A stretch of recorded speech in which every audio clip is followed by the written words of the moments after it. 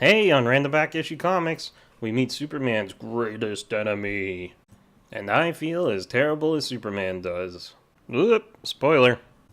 Superman versus Muhammad Ali. I'm fighting a record-long headache today, but let's do this. Let's get ready to...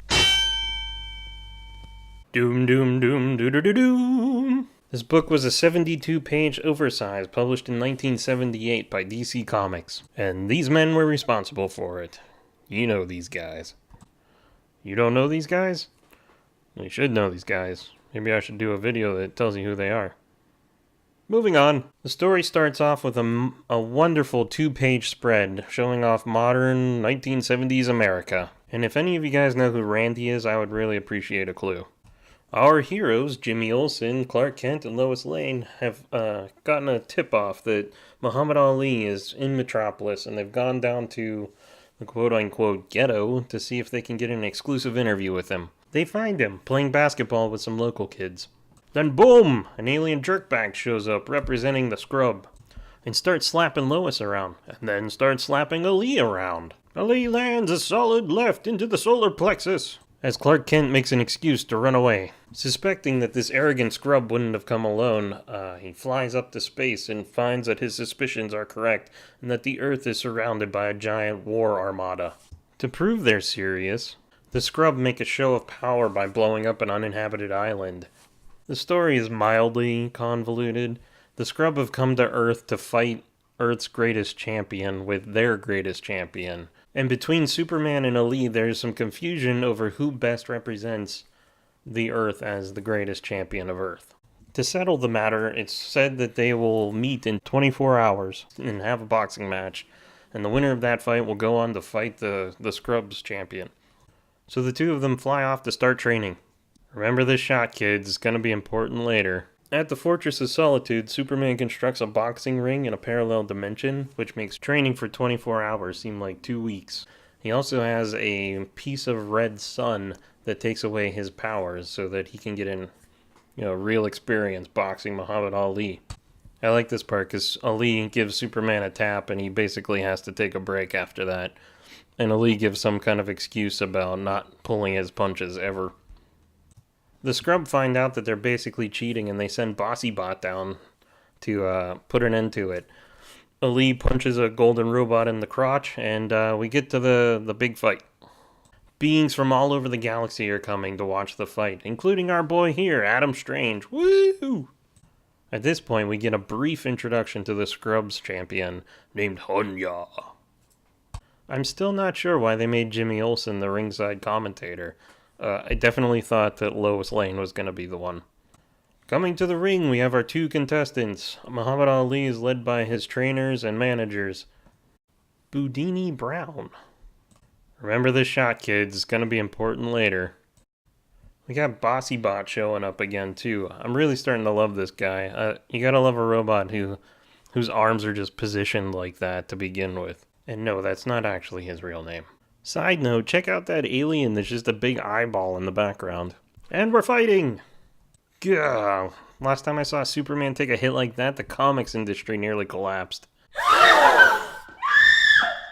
We're fighting, the match is going on, and Superman just won't fall down, to the point where the crowd is actually begging him to stop. Finally, he hits the mat and they stretcher him out of the ring. So a quick recap. The Scrub have come from another planet because they've heard that, or they're aware of, the fact that humanity is so violent, and they're worried that they will threaten them one day. So they bring an armada to a planet to threaten them. Okay, I just wanted to make sure everybody was aware of the hypocrisy here. Okay, moving on. It's at this point that Ali starts delivering one of his patented speeches. I am the greatest type speeches. We get an energy being woman who hops in to referee for some reason. I have no clue who she is. And then the fight starts. No sane individuals would ever do back-to-back fights like this.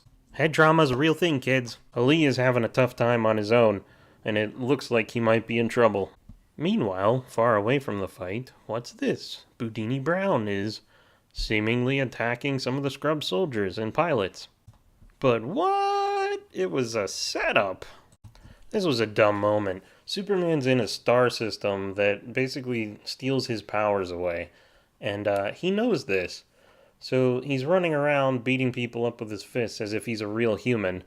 And then he does this dumb thing where he tries to jump a gap, thinking he can still fly, and almost falls to his death. But luckily, there's like some kind of energy bridge that catches him, and he sort of scolds himself. But I thought it was a little silly.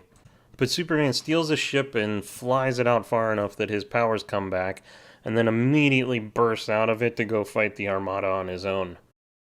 For my money, there is nothing better than the art from the Bronze Age DC Comics. Blue Batman is the best Batman.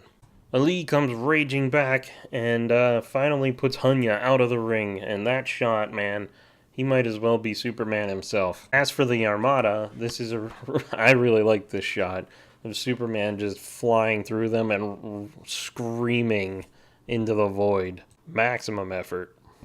Later, all is settled and the enemy is defeated, and in casual conversation, Aaliyah reveals that he figured out who Superman's true identity is. How does he know this? Well, remember that shot with Jimmy Olsen that I said was going to be important? Apparently, Clark Kent knew that Jimmy was out of film, but Superman wouldn't have, and Ali knew that that was important. At this point, I'm surprised there wasn't an Ali comic series where he travels the world to different boxing competitions and solves crimes on the side. And that's it, guys. Superman versus Muhammad Ali.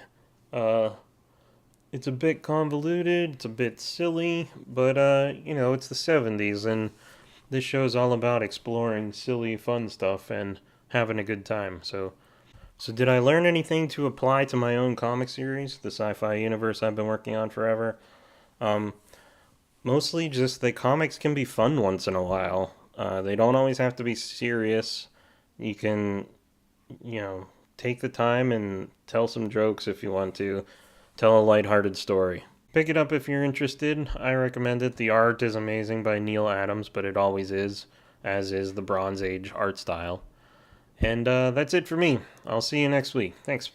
Hey, wait a minute. What happened to the real Boudini Brown?